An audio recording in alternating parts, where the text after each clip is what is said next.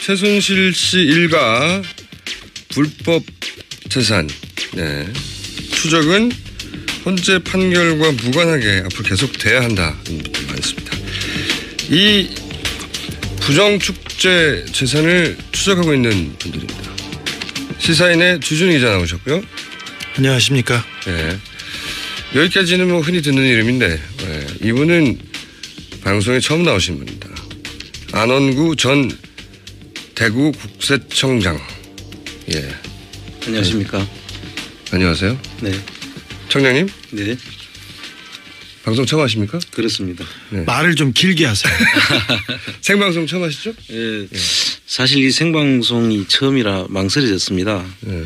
근데 제가 그 유행가를 부르면은 가스펠송이 되고 드라마를 이야기하면 다큐가 되기 때문에 이 방송의 격을 떨어뜨릴까봐 사실 출연 자체를 좀 망설였습니다. 국장님이 한 말 중에 제일 웃겼어요 지금껏.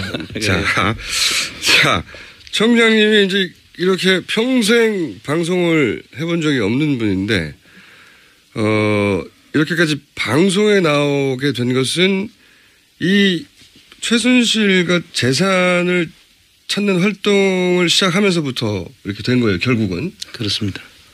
맨 처음 궁금합니다. 왜 국세청장을 하시던 분이 최순실 일가 재산을 찾아내야겠다고 결심을 하신 거예요?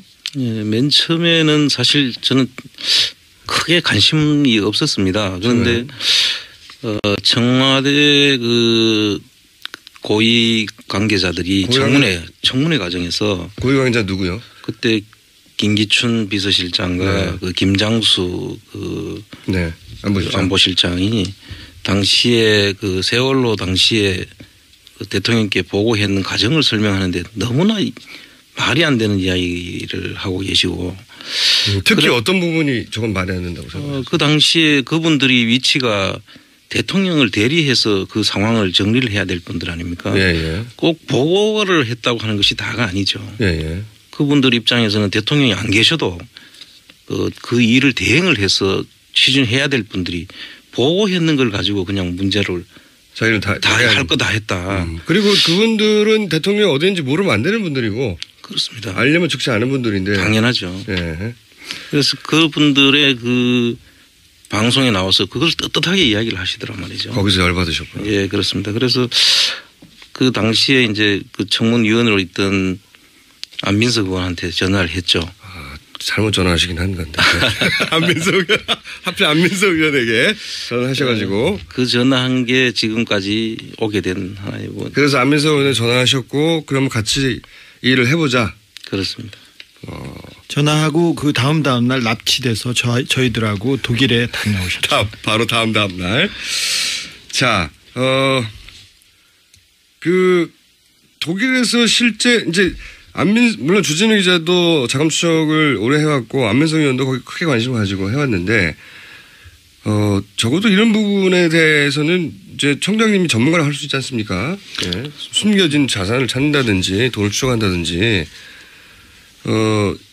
우선 독일에서 최순실 일가의 은닉 재산이 있을 것이라고 생각하고 독일을 2번이나 갔다 오셨는데 기억에 남는 것부터 우선 말씀해 주세요. 사실 처음 여기에 제가 참가하기 전에 저한테 그 자료를 준 게 하나 있습니다. 그 이분들이 그 추적하는 과정에서 예. 제가 이제 2번째 독일을 가게 됐는데요. 그 자료를 보니까 너무나 이상한 모습으로 저한테 다가왔고 전문가가 딱 보기에 이거는 그냥 바로 이 자체가 문제다. 어떤 자료를 보고 그렇게 생각하세요? 당시에 그 계약서인데요. 예, 앞으로 또 이야기를 하겠습니다마는 그 계약서 내용을 보면 이건 너무 정상적이지 않은 그런 계약이 나옵니다. 일부만 알려주세요. 금액도 한 2천억이나 되고요. 2천억이요? 예. 그래서 2천억짜리 계약서를 보셨는데 그 계약서 내용이 너무나 그 상식적이지 않는 그런 부분들이 있고. 그게 뭐가 너무나 상식적이지 않은지 좀만 설명해 달라고요. 방송 처음이니까 좀 대본대로 하세요. 자, 국장님. 네. 혼자만 너무나 이상하시면 안 되고요. 방송을 듣는 모든 분들이 왜 그래서 이상했구나 이렇게 이해가 가야 되니까. 네, 저 안원구 전 청장님께서 국세청 조사국장을 하셨고요. 그러니까요. 청와대 민정실에 계셨고 정책실에 계셨습니다. 청와대도 경험하셨고 국세청장이셨기 때문에 네. 다 아는 얘기거든요. 그리고 이게. 국제조세관리관을 하셔서 해외 재산이 어디에 숨겨졌는지 그리고 재산을 어떻게 쫓아야 되는지 가장 잘 아는 재산 추적 전문가라고 할 수 있습니다. 그래서 전문가의 눈으로 보기에 그 2천억짜리 계약서가 왜 이상했냐. 네. 그걸 좀 설명해 주십시오. 네, 그 계약서를 보면요. 예. 우선 그 계약서에 그 최초에 그 3년간에 걸쳐서 2천억이 들어오는데요. 3년에 걸쳐서. 들어오고 그다음에 그 2천억이 나중에 다시 또 되돌려 줄 수 있는 겁니다. 그리고 그 재산이 2천억이라는 게 그분들이 가지고 있는 주식의 70%입니다. 아이고 국장님 제가 한마디 할게요. 제가 설명을 잘 못하는데 네. 제가 국장님보다 조금 더 할 수 있을 것 같아요. 최순실 씨 집안에 아니, 회사가 심각한 얘기인데 만담이 되고 있습니다 이거. 최순실 씨의 집안에 회사가 하나 있습니다. 회사가 하나 최순천 있습니다. 씨의 회사인데. 잠깐만. 참고로 제가 원래 그 대본이 원래 방송에 있거든요. 그래서 네. 방송 대본을 미리 드렸고 그랬더니 막 열심히 공부를 해오셨는데 제가 대본이 없는 질문을 하자 이렇게 된 겁니다. 네. 제가 잘못한 겁니다. 자, 그럼 주진우 기자 설명해 주세요. 최순실 씨 집안에 서양 네트워크스라는 큰 회사가 하나 있습니다. 네. 최순천 씨의 동생 그렇죠. 회사죠. 예. 그 회사에 있는데 회사에 돈이 2천억 원이 들어옵니다. 그러니까 투자가 들어오죠. 3년에 걸쳐서. 네, 3년에 걸쳐서. 근데 그 투자가 투자 조건과 계약을 보면 굉장히 이상하다는 말을 하고 계십니다. 국장님, 어려운 건. 사실 그 계약서 내용에 보면 이 2013, 14, 15년도에 걸쳐서 주식 그 서동건 씨와 최순천 씨가 가지고 있는 주식의 70%를 회사를 아예 인수하는 거잖아요. 사실상 먹는 거죠. 그렇죠. 예. 경영권을 다 넘겨주는 거죠. 예. 그런데 이 70%를 2천억이 들어온다니까 전체로 보면 약 한 3천억 정도 재산 가치가 있다는 거죠. 그런데 그 3천억 되는 것 중에서 2천억을 70%의 주식을 사가지고 갑니다. 그런데 사가지고 갔으면 보통 일반적으로 그것이 끝이죠. 그런데 2015년에 다시 또 되사갈 수 있도록 거기에 대해 해놓고 있습니다. 그런 건 저도 처음 들어봤습니다. 예. 회사를 2천억이나 투자해서 샀어요. 예. 샀는데 그걸 다시 사갈 수도 있도록 해놨다고요? 그렇죠.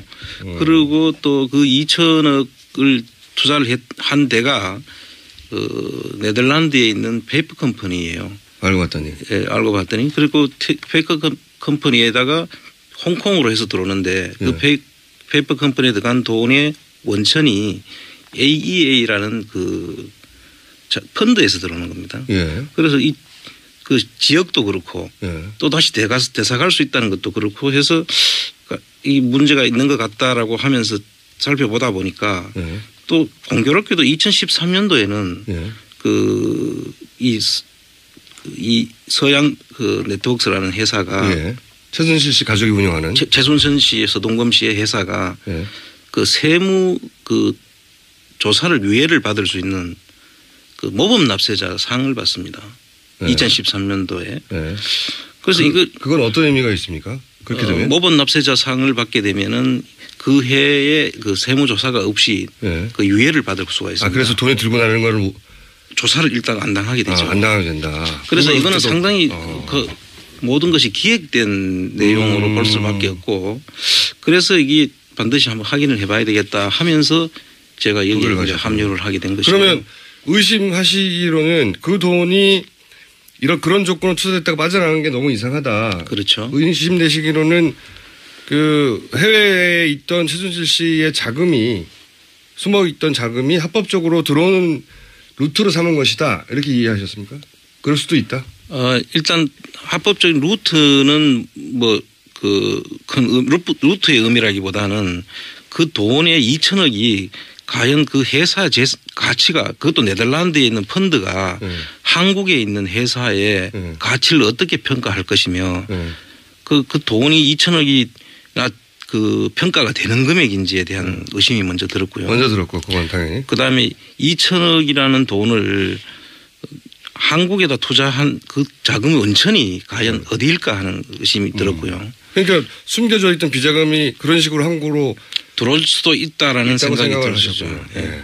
자, 그래서 독일을 가셔서 그 네덜란드 회사를 가봤더니 주준 기자가 거기 가봤다는 거 아닙니까? 네. 갔더니 아주 시골 마을입니다. 변두리 시골 마을에 그냥 덩그러니 집 한 채가 있습니다. 3층짜리 집 한 채가 있는데 1층 사무실을 그것도 나눠서 쓰는 전형적인 페이퍼 컴퍼니였습니다. 그래서 제가 2천억을 투자할 만한 회사면 어마어마한 빌딩이 있어야 되잖아요. 네. 그런데 사무실도 나눠 썼고요. 그리고 그 사무실 나눠 쓰는 사무실에서도 회사가 3개가 굴러가고 있었는데 요 스튜디오보다 커요? 더 작죠. 이 스튜디오 절반만 합니다. 그리고 있는 사람들도 전체 있는 사람이 2명이었고요.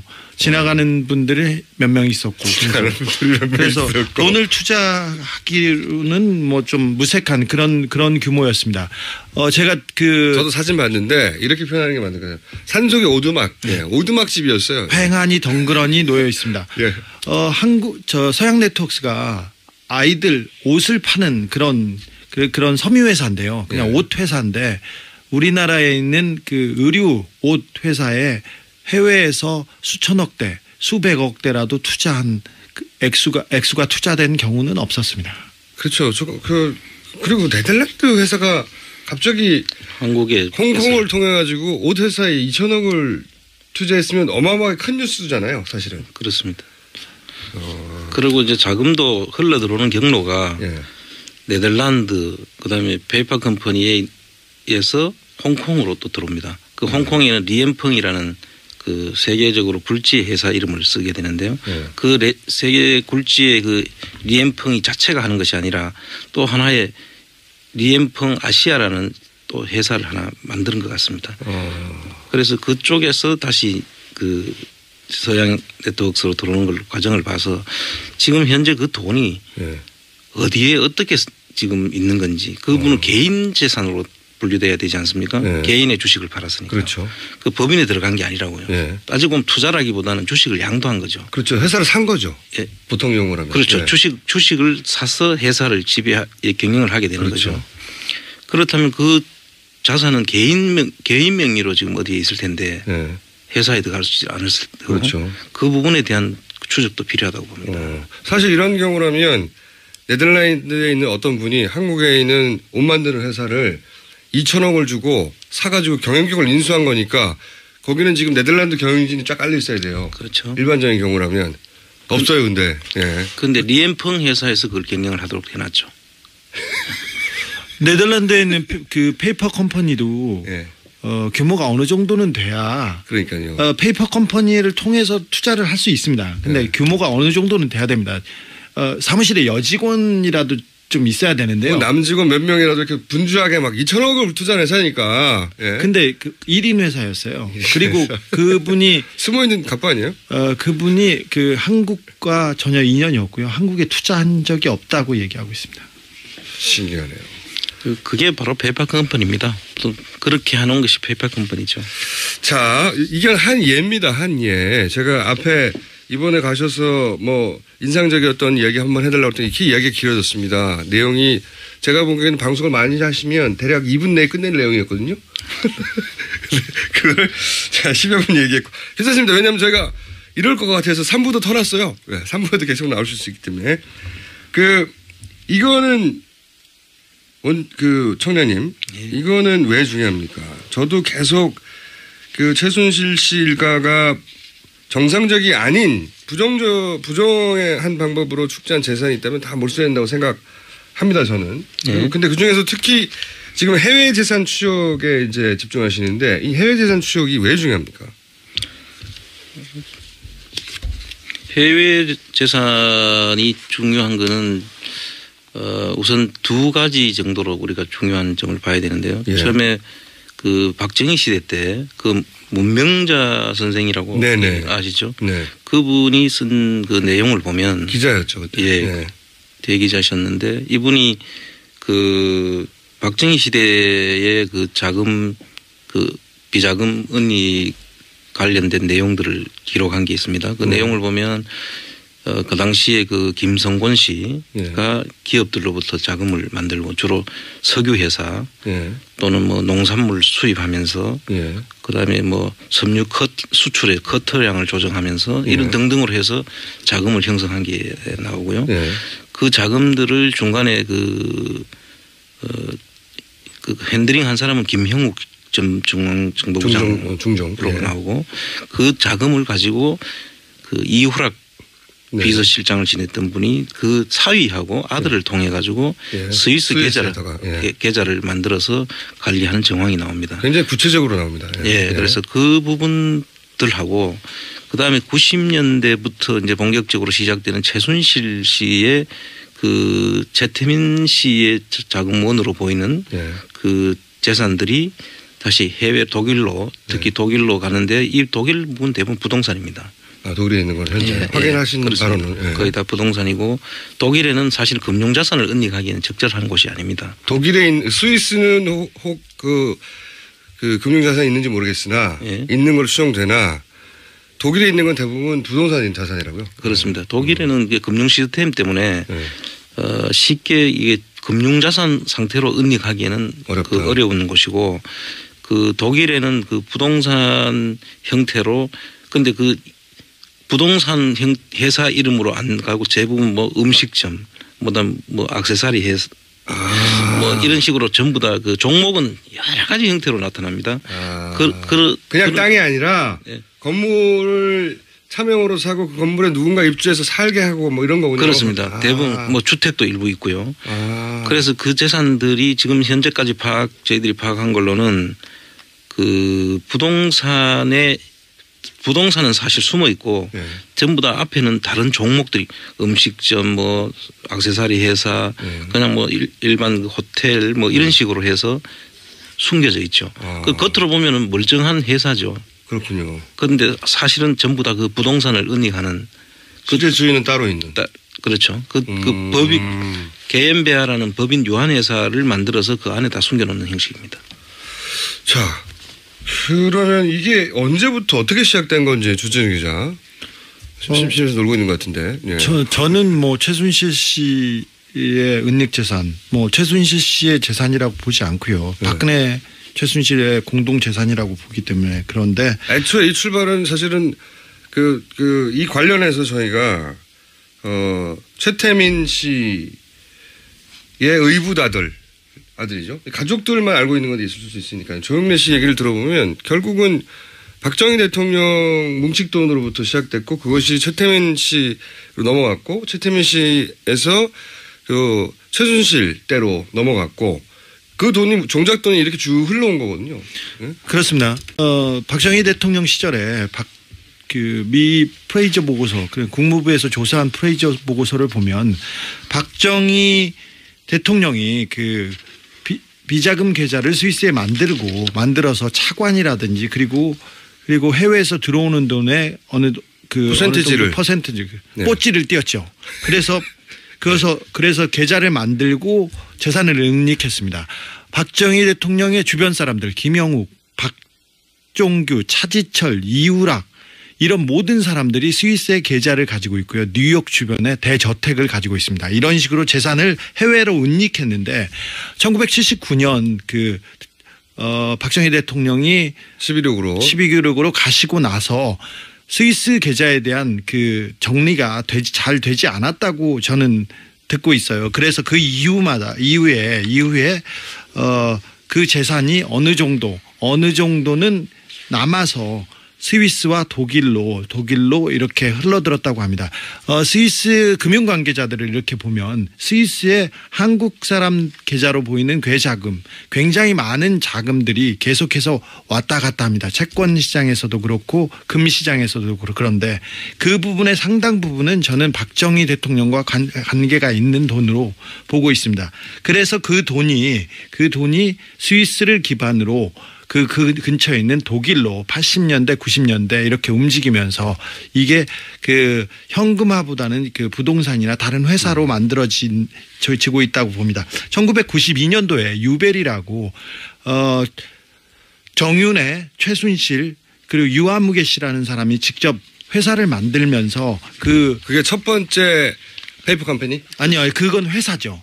근데 거의 페이퍼 컴퍼니인데 네. 다 회사 페이퍼 컴퍼니인데 페이퍼 컴퍼니죠. 그 최순실의 이름이 92년에 처음으로 독일에 지금 뭐 수백 개가 될지 수천 개가 될지 모른다고 하는 페이퍼 컴퍼니 첫 번째가 출발한 겁니까? 네, 그렇습니다. 아하. 그리고는 그 이후에는 몇몇 페이퍼 컴퍼니나 컴퍼니를 통해서 보이는데 최순실 씨가 독일에 올 때마다 80년대 90년대 독일에 올 때마다 호주머니에 3만 유로 정도 3만 유로 5만 유로를 들고 다녔어요. 항상.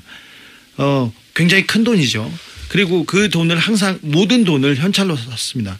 90년대 2000년대 지나서 독일의 마장에서 아시다시피 장시호 씨하고 정유라 씨가 승마를 하지 않았습니까? 말을 살 때 30만 유로 50만 유로를 현찰로 내서 독일 현지인들이 다 까무러칠 정도로 놀라는 그런 일이 있었습니다. 참 정리가 안 되게 얘기합니다. 그러면 다시 찬찬히 거슬러 올라가가지고 질문이 꼬여서 그렇습니다. 92년에 처음으로 소위 페이퍼 컴퍼니를 만든 거죠. 그렇습니다. 거기에 최순실, 정윤회 그리고 또 한 사람이 유아무개 씨라고. 유아무개 씨. 이 회사 이후에도 페이퍼 컴퍼니 흔적을 많이 발견하셨어요? 그렇습니다. 그 뒤에도 뭐 여러 군데서 나타나죠. 페이퍼 컴퍼니. 뭐 숫자는 다 세어보진 않았지만 예. 설립했다가 청산했다가 설립했다 청산했다 하는 것까지 따지면은 뭐 엄청난 숫자가 되죠. 국내에서도 하던 일이니까요. 그렇습니다. 똑같은 네.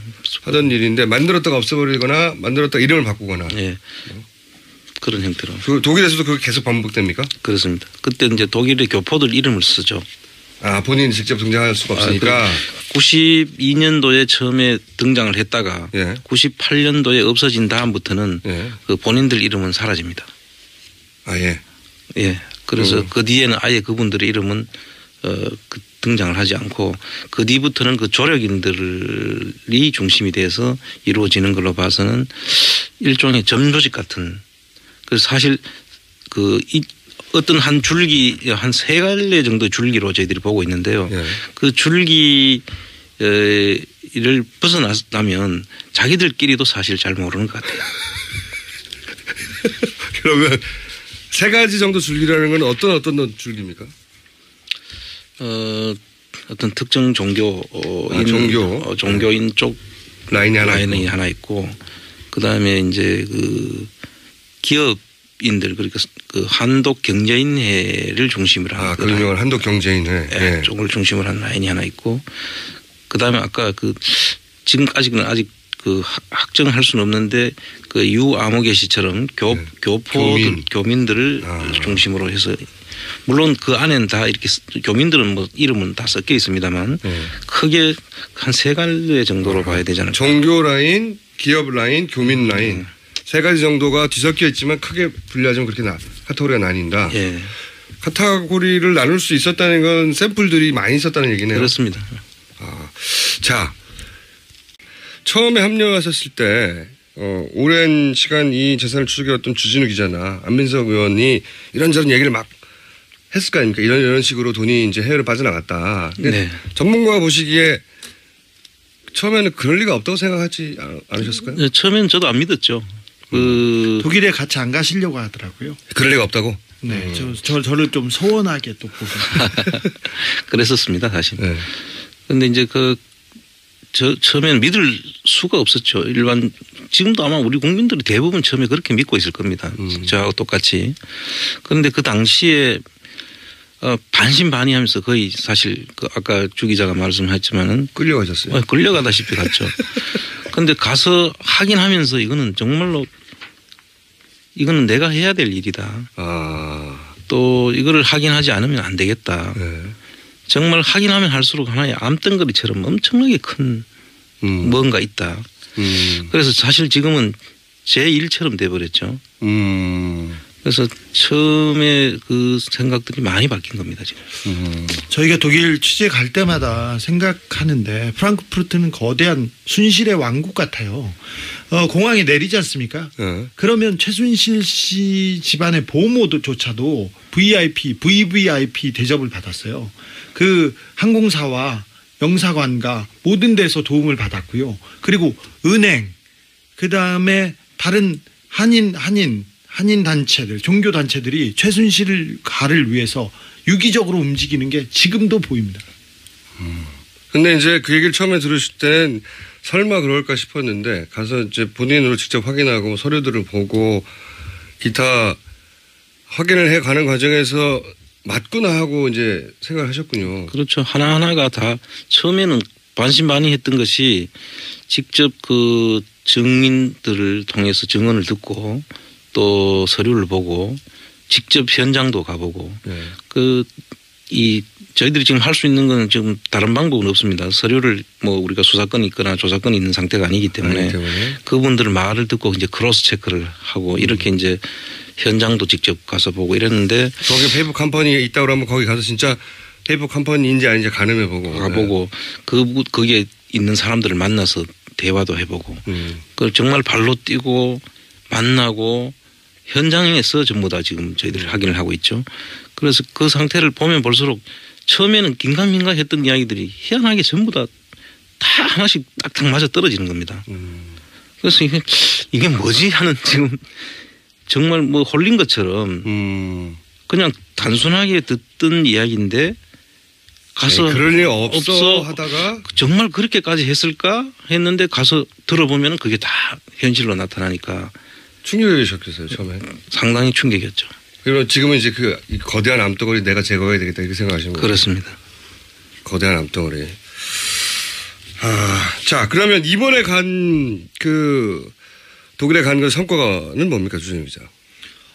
이번에 갔을 때는 최순실 씨가 독일에 정착하는 처음에 초기에 어떻게 최순실 씨가 독일 사회에 들어가서 그 인연을 맺고 그 다음에 어떤 기반으로 사업을 시작했는지 그런 부분을 확인했습니다.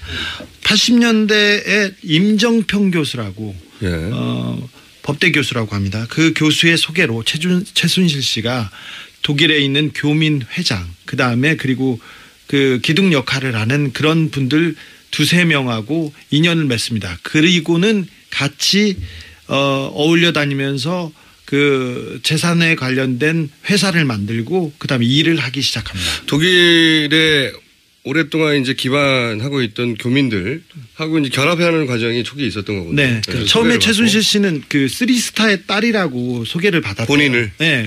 그래서 독일로 유학을 온다고 그래서 소개를 받았답니다. 교민들은. 그런데 아무리 봐도 공부하기는 안 생겼고 와서 공부는 안 하고 주로 쇼핑하고 그리고 다른 일들을 보러 다녔답니다. 초반에는. 네. 유학생 아닌 특이한 일들을 많이 벌였답니다. 그러다가 이제 이 본인의 재산을 독일로 옮기는 걸 도와주는 사람들하고 결합되기 시작한 거군요. 그렇습니다. 네. 그래서 그러면 이번에 가서는 초반에 그 일을 도와준 사람들의 증언을 들으신 거예요? 네, 그런 분들 서너 명을 만났습니다. 내가 이런 식으로 도와줬다. 네네, 같이 회사를 만들었고, 그 다음에 정윤회 최순실 씨와 어떻게 어울렸으며, 어떤 한 분은 정윤회 최순실 씨의 결혼식에 참석했다는 분도 있었습니다. 굉장히 구체적인 증언을 들으셨네요. 그리고 정유라의 처음에 임신하기 위해서 그 노력했던 부분들과 또 사적인 관계까지 그리고 정유라가 최순실 씨하고 이제 같이 왔을 때 자기가 맡아서 케어했다는 이야기 뭐 그런 이야기들이 그 쭉 요번에 상당히 대단히 구체적으로 들을 수 있었습니다. 초반에 그러면 맺어진 인연으로 그 인연이 끝난 건가요? 아니면 지금도 이어지는 건가요? 지금도 이어지고 있고요. 어떤 분은 대를 이어서 최순실 씨의 그 재산을 위해서 재산을 관리하거나 아니면 대를 이었다는 건 처음에 만났을 때는 아버지 때를 만났고 지금은 그 아들이 그런 일을 한다는 건가요? 최근에 정유라 씨의 그 보호자 그리고 뭐 도피를 도와주고 있다고 지목된 데이비드 윤이라는 분이 있지 않습니까? 그분의 아버지와 그 최순실 씨가 굉장히 가까운 사이였습니다. 초반에는 그분이 박 대통령이 삼촌이라고 불렀다고 하고 그렇죠. 최순실 씨는 오빠라고 불렀었는데요. 그분은 한국 그 파독 광부셨고 예. 제독 동포의 대부 같은 분이세요. 예. 그 성격도 호방하시고 그리고 인맥도 넓고 저 한국에 있는 정관계하고도 굉장히 넓은 인맥을 과시합니다. 그리고는 뭐 이분이 많이 베푸셔서 지금도 주변에 사람이 많이 따릅니다. 근데 그분을 만나서 초기에 최순실 씨를 도와줬던 그분을 만나서 그분을 통해서 직접 들으신 얘기예요? 네, 그렇습니다. 처음에 이런 식으로 정착을 했다. 네. 그리고 이런 식으로 재산을 부동산으로 바꿨다. 초반의 방식이 거기서 나온 거네, 그러면? 부동산으로 돈을 어떻게 은닉했다 이런 얘기는 안 하셨고요. 처음에는 때리려고 그랬어요, 저희를. 근데 그 이후에 얘기를 하면서 사적인 최순실과의 관계, 그다음 그 이후에 이어져 왔던 이야기들을 계속 하시기 시작하셨습니다. 그러면 그 아들 때인 데이비드 유는 어떤 역할을 했는지 구체적으로 나옵니까? 이번에 그 편지도 나왔던데? 그 편지 부분은 제가 뭐 교도소나 구치소 쪽에 또 누나들을 많이 알고 있어서 그런 거는 다른 쪽에서 어떻게 얻었는데 오늘 브리핑에서 잠깐 소개했는데 보면 편지에 이제 최순실 씨, 그러니까 박근혜 대통령이 당선되고 나서 우리가 이제 돈을 벌어보자 이런 얘기가 있어요, 보면. 네네. 같이. 예. 그 나오는 회사가 굉장히 중요한데 이번에 특검 조사에서도 그 회사를 최순실 씨와 관련된 최순실 씨의 회사로 보고 CNI 예. 참여회사로 보고 조사를 했습니다. 그러니까 이 CNI라는 회사는 초기에 최순실 씨의 정착을 도와줬던 분, 네 아들이 그 세계일보 전 사장의 아들에게 편지를 보내서 그 편지의 내용을 보면 같이 돈을 잘 벌어보자 이제. 네, 그렇죠. 최순실 씨가 굉장히 중요해졌다. 네. 뭐 이런. 그러니까 최순실 씨와 돈을 같이 벌 일이 있었던 거죠. 네.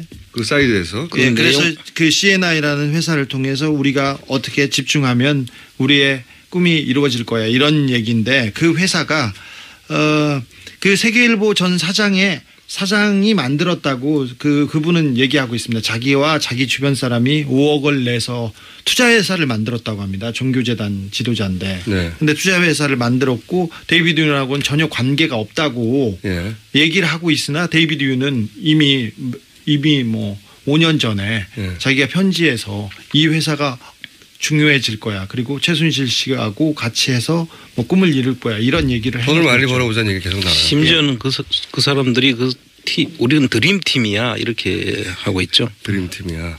네. 그러니까 그때 이어졌던 인연은 지금도 이어지고 있고 그 구체적인 회사도 등장을 한 것이고 페이퍼 컴퍼니는 너무 많고 현재 그렇죠. 그리고 또 한 가지 갈래 아까 이제 종교계, 기업계, 교민 이렇게 세 갈래로 도움을 얻었고 그렇게 그 도움을 얻어서 그분들 이름이나 관계자 이름으로 다 페이퍼 컴퍼니 만들어져 있다.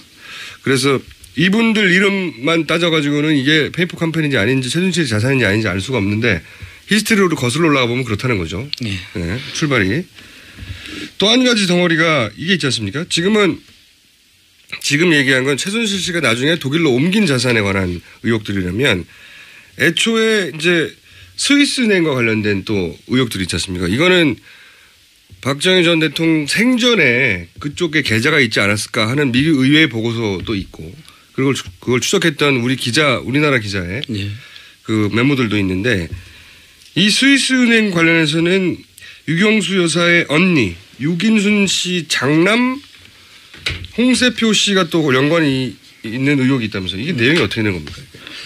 그 홍세표 씨가 그 유경수 여사의 언니 유긴순 씨의 장남으로 돼 있는데요. 이분이 74년에서 76년까지 그 외환은행 프랑크푸르트 지점장으로 근무를 하면서 그 당시에 외환은행 스위스 사무실을 개설을 합니다.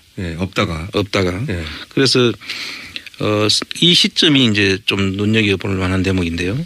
그 74년과 76년은 그 당시에 그 이우락 비서실장이 그 박정희 대통령 눈에 벗어나가지고 미국으로 갔죠.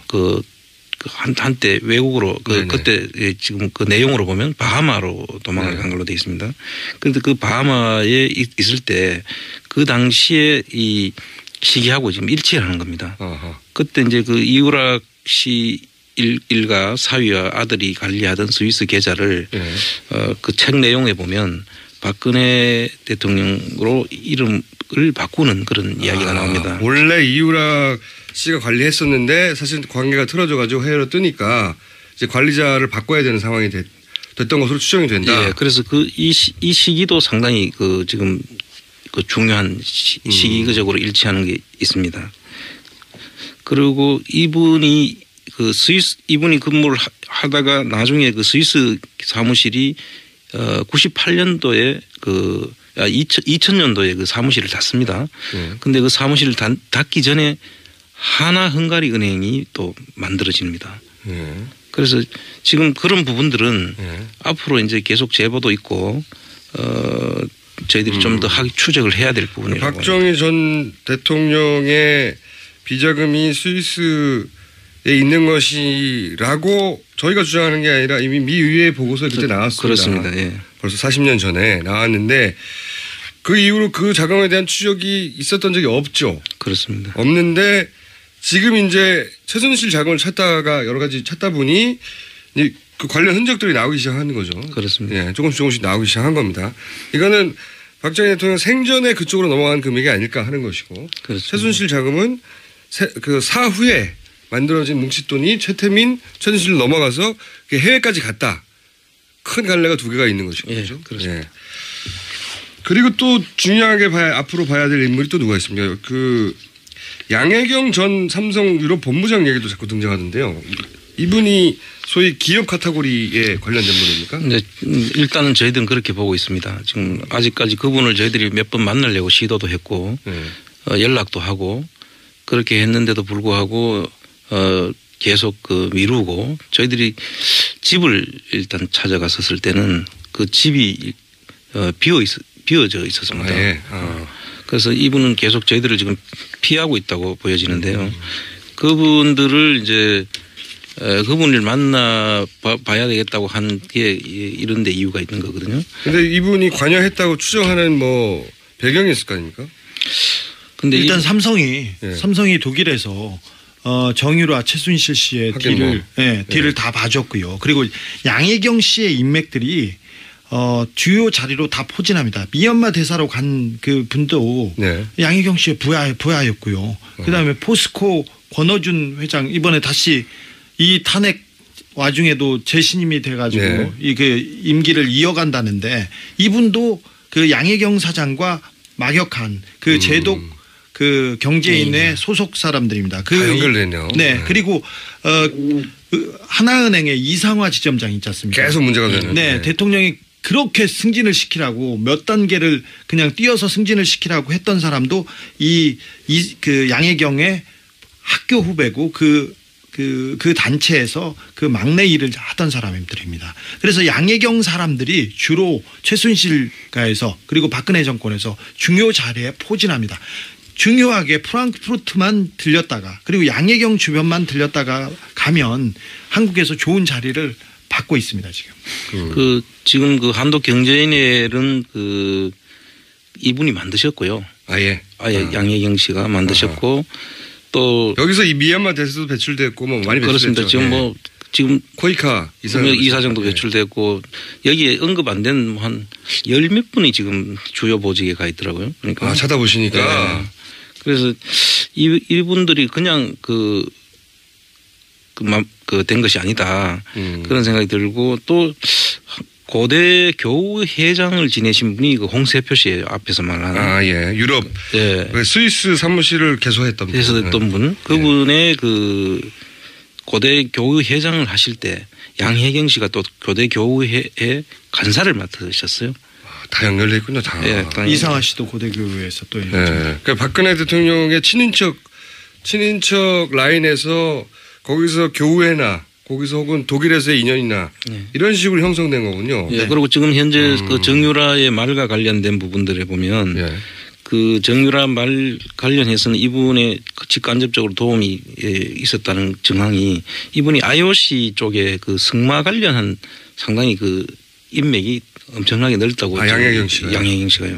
그래서 아마 승마 관련한 일들의 대부분이 이분의 그 커넥션이나 도움이 있었지 않을까. 그런 추정들이 있다. 예. 그런데 그래서 한번 확인해 보려고 만나고 싶었으나 만날 수는 없었다. 여러 차례 시도했으나. 그렇습니다. 그런데 독일에서 저희가 취재를 하면서 계속해서 양혜경 씨의 이름이 나옵니다. 그래서 한 축의 정점에는 양혜경 씨가 있는 것이 아닌가. 네. 예. 네, 그런데 그 저희는 양혜경 씨를 또 거슬러 올라가 보면 유경수 여사의 언니의 장남 홍세표 씨하고도 관련이 있다는 거죠. 예, 네. 그 고대 교유에 굉장히 오래 올라가야 되나요? 이걸 파악해 보려면. 네, 그렇습니다. 이상화 씨는 그 하나 더 짚고 이상화 넘어가야 씨는 되는데. 참고로 이름이 너무 많이 등장하니까 잠깐 정리하면 정윤아 씨가 그 독일로 갈 때 정착할 때 그 현지 그때는 외환은행이었죠. 외환은행에서 그 무역회사나 받는 신용장을 받아가지고 대출을 하게 해준 분입니다. 그렇습니다. 그리고 국내에 돌아와서는 3번에 걸친 대통령을 통한 인사청탁을 통해서 결국은 그 글로벌 본부장이 된 분, 계속 등장하는 분이죠. 예, 이상화 씨는 최순실 씨와 함께 미얀마 있지 않습니까? 미얀마 프로젝트 때 함께 갔던 사람입니다. 고영태도 같이 갔었는데. 하나은행하고 이상화 씨하고 무슨 상관이죠? 이제 제 말 하나은행하고 미얀마하고 상관이 있었나요? 상관이 없었죠. 그런데 이제 이런 그 땅을 사고 거기에 뭐 프로젝트 파이낸싱을 하고 거기에 사업을 펼치려면 미얀마에 예, 누군가 하나가 가져야 되는데 금융을 잘 아는 그렇죠.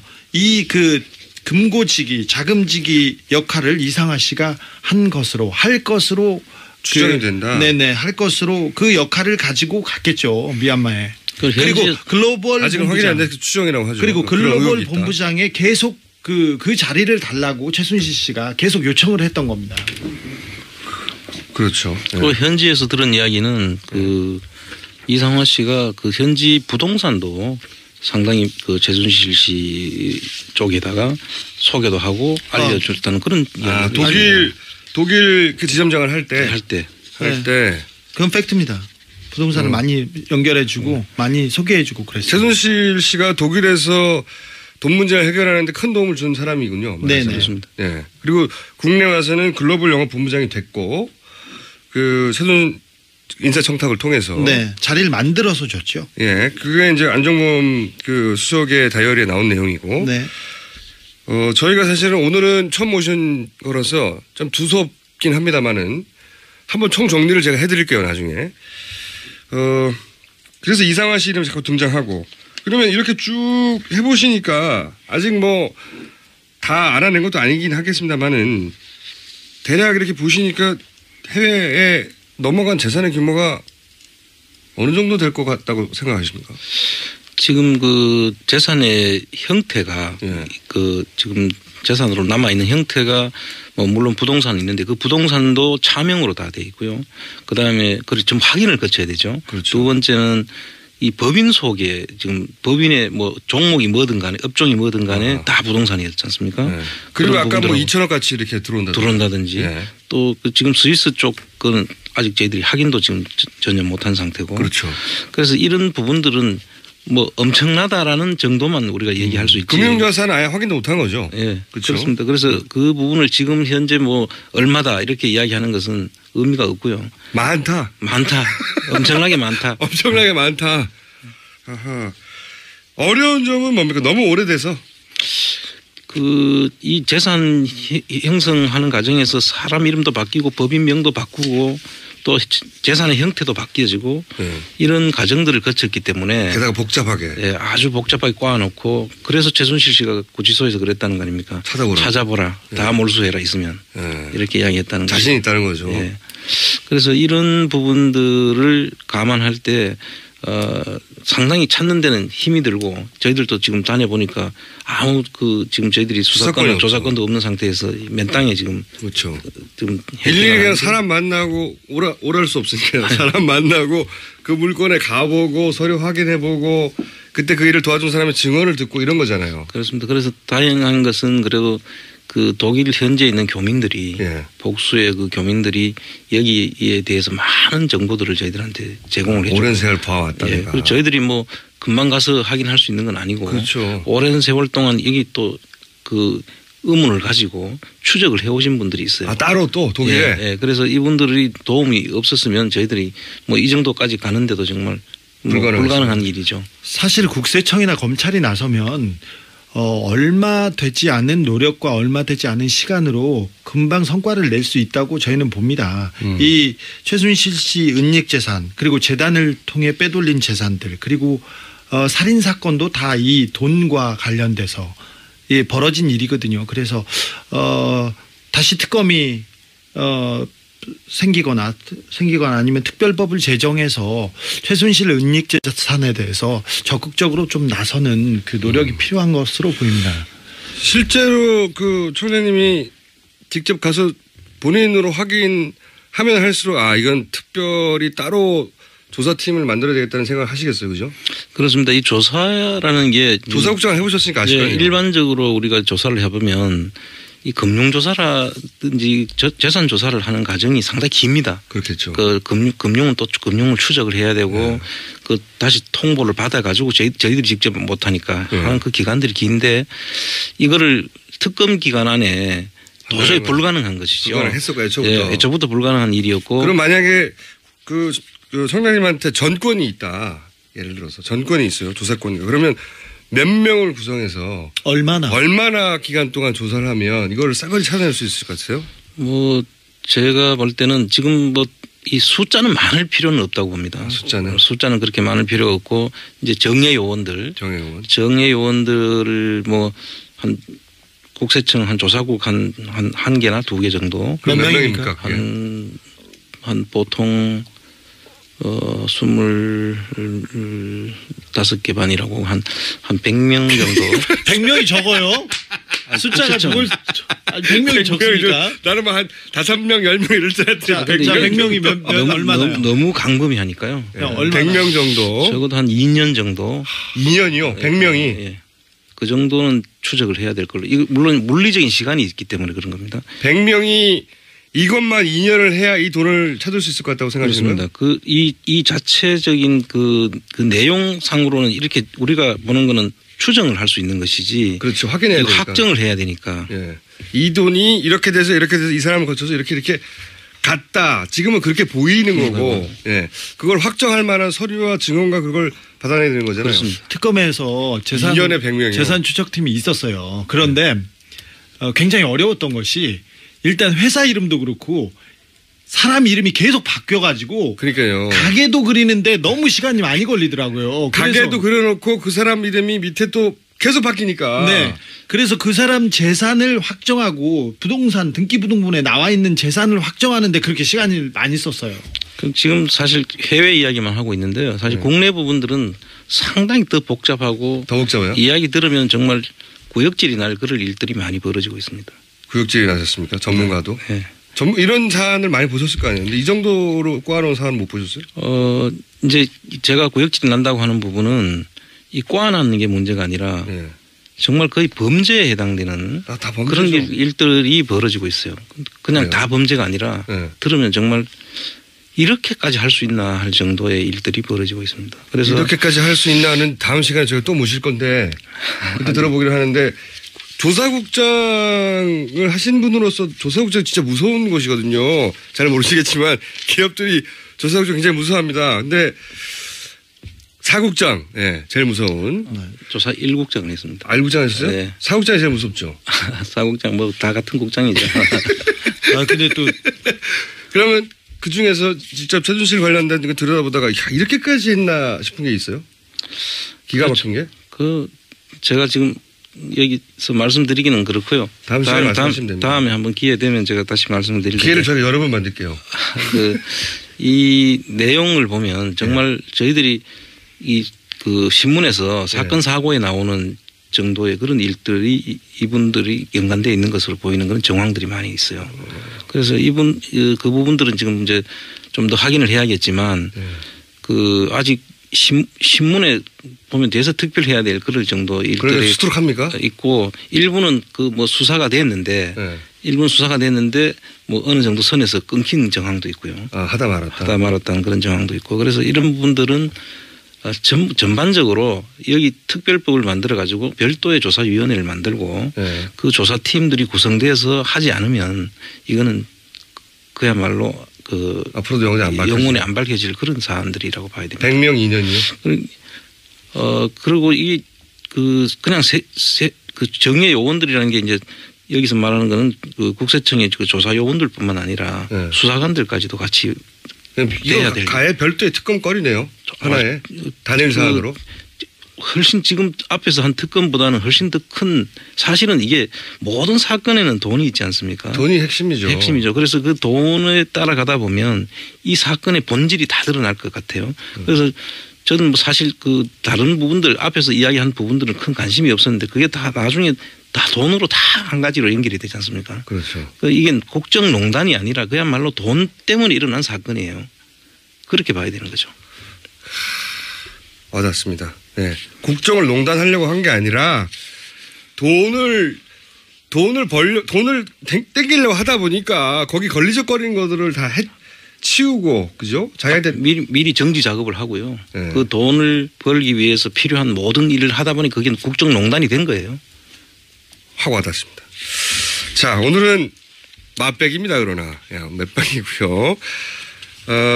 저희는 설사 그런 일은 없어야 되겠지만 설사 개인적으로는 절대 그래서는 안 된다고 생각하나 설사 기각이 되더라도 이 사안은 안원구 대구지방국세청장 사실 안원구 국세청장님은 국세청장 1순위였어요.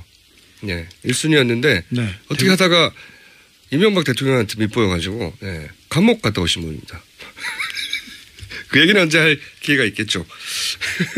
2년 갔다 오셨나요? 그렇습니다. 네. 오래 갔다 오셨어요.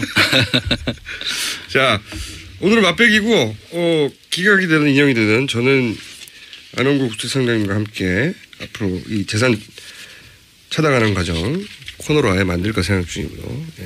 다시 모시겠습니다. 오늘 첫 방송 어떠셨어요? 소감이? 제가 하면은 전부 다 다큐가 돼가지고 사실 이 방송에 격을 떨어뜨릴까 봐 제가 상당히 걱정을 했었습니다. 격이 격이 없어요. 저희가. 오늘 여기까지 하겠습니다. 시사인의 주준희 기자 그리고 안원구입니다. 안원구 전 대구지방국세청장님이었습니다. 감사합니다.